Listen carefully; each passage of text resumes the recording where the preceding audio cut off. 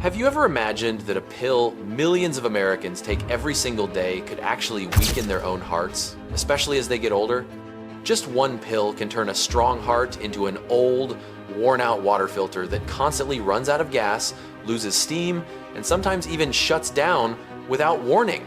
The latest research from Harvard University in 2024 surveyed 11,253 elderly patients in the United States and found the group using this type of medication for more than 6 months had double the risk of weakened heart muscle and a 43% increase in hospitalization for heart failure compared to those not using it.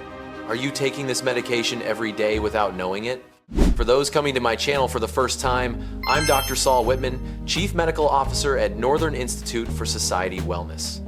For over 35 years, I've treated thousands of patients with cardiovascular disease, atherosclerosis, stroke, and hypertension at major hospitals across America. My channel shares free medical knowledge and tips to help you save thousands of dollars on disease prevention, avoid expensive medical costs in the US, and help you live life to the fullest as you age. What exactly is this medication? Back to the story. Which pill could weaken your heart? Many people think it must be some rare medication, but actually it's sitting right in your medicine cabinet. It's NSAIDs, non-steroidal anti-inflammatory drugs. For example, ibuprofen sold as Advil or Motrin, or naproxen sold as Aleve, medications Americans call miracle pain relievers. In 2023, the journal JACC, Journal of the American College of Cardiology, pointed out, continuous use of NSAIDs thins the heart walls and reduces contractile strength. In elderly people, the heart is like a water filter that's been used for 20 years. Even a slight clog means it needs replacing. And if you keep adding foreign substances to this filter, it will break down faster than you think. Why is this NSAIDs dangerous for seniors? These substances cause the body to retain water and salt, increasing pressure and forcing the heart to work much harder. An already weak elderly heart runs like a pump on a dying battery. Adding more salt and water is like making an old man climb 10 flights of stairs without rest. NSAIDs also affect kidney function. You know, the kidneys are like the body's water filter, filtering toxins, keeping the good stuff. But NSAIDs make the kidneys filter less effectively, waste products accumulate, blood pressure rises, and the heart has to work even harder. Among Americans over 60 using NSAIDs for 90 days or more, the risk of heart failure increases by 38%, and elderly people using high-dose NSAIDs have a 24% increased risk of stroke. Remember, painkillers are not like candy. The longer you use them, the more harm they cause. I still remember one of my patients, Mrs. Johnson, 72 years old, living in Orange County, California. She had knee arthritis and bought Advil from CVS Pharmacy on her own, taking it daily for 6 months. Initially, she felt pain relief, but then she started having shortness of breath, fatigue, and leg swelling. When she got to the hospital, her heart function had seriously declined. It took nearly a year of treatment, medication changes, and strict dietary restrictions before she partially recovered. Her medical bills exceeded $150,000. If she had known earlier, she probably wouldn't have gone through all that suffering. This is not a rare case. According to the American Heart Association, more than 30% of heart failure patients admitted to hospitals in the US have a history of NSAID abuse. Many people think over-the-counter drugs are safe, medications you can buy without a prescription. But that's a serious mistake, especially for elderly people with cardiovascular conditions. Who should avoid using NSAIDs regularly? First, people over 60, because the heart and kidneys naturally weaken with age. Second, people with high blood pressure. NSAIDs raise blood pressure, creating double danger. Third, people who have had heart failure, myocardial infarction, or stroke, the risk of recurrence is very high. Fourth, people with chronic kidney disease. NSAIDs make kidney problems worse. Fifth, people taking blood thinners like aspirin or warfarin, they easily cause stomach bleeding. If you have pain, you should consult a cardiologist thoroughly or choose alternative therapies like physical therapy, massage, or heat therapy. For chronic pain, finding the root cause is more important than just silencing the pain with medication.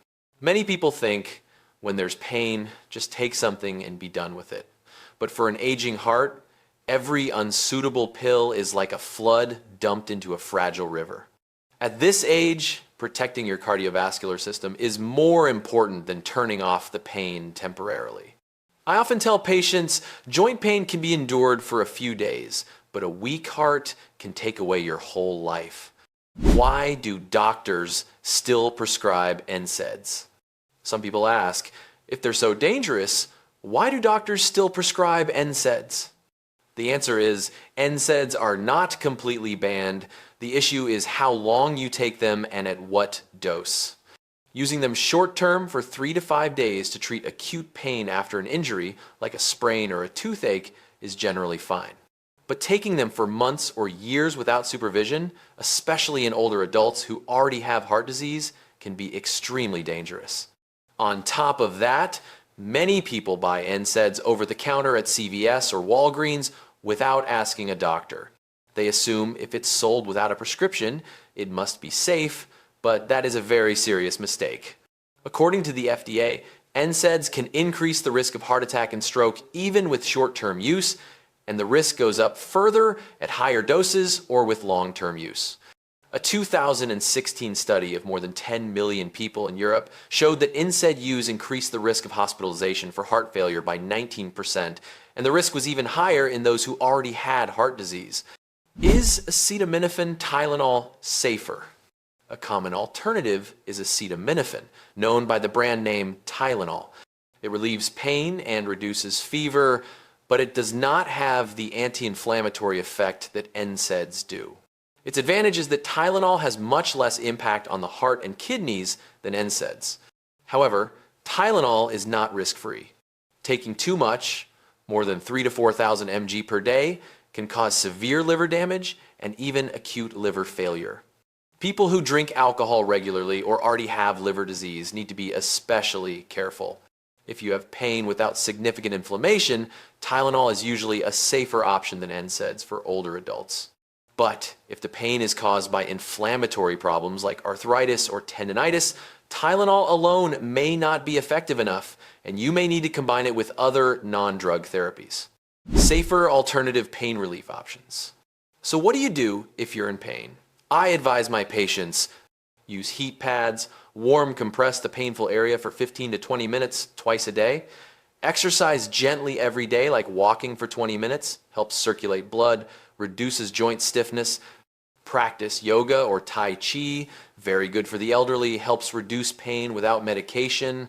Supplement with omega-3 from wild-caught salmon or high-quality fish oil capsules. Naturally reduces inflammation, protects cardiovascular health. I want to emphasize once more, NSAIDs are not the enemy, but using them incorrectly, especially in elderly people, can cause serious consequences. If you're using NSAIDs daily without consulting a cardiologist, book an appointment this week. If you have Medicare or health insurance, most cover preventive care visits. Cardiovascular health is no joke, and in old age, preventing disease is 1,000 times more important than treating it, especially in the US, with sky-high medical costs. Did you find this video helpful? Please share it with your loved ones, especially if you have parents or grandparents with heart disease or joint and bone pain. Hit like on the video so the YouTube algorithm recommends it to more people. Subscribe so we can meet again in upcoming tips.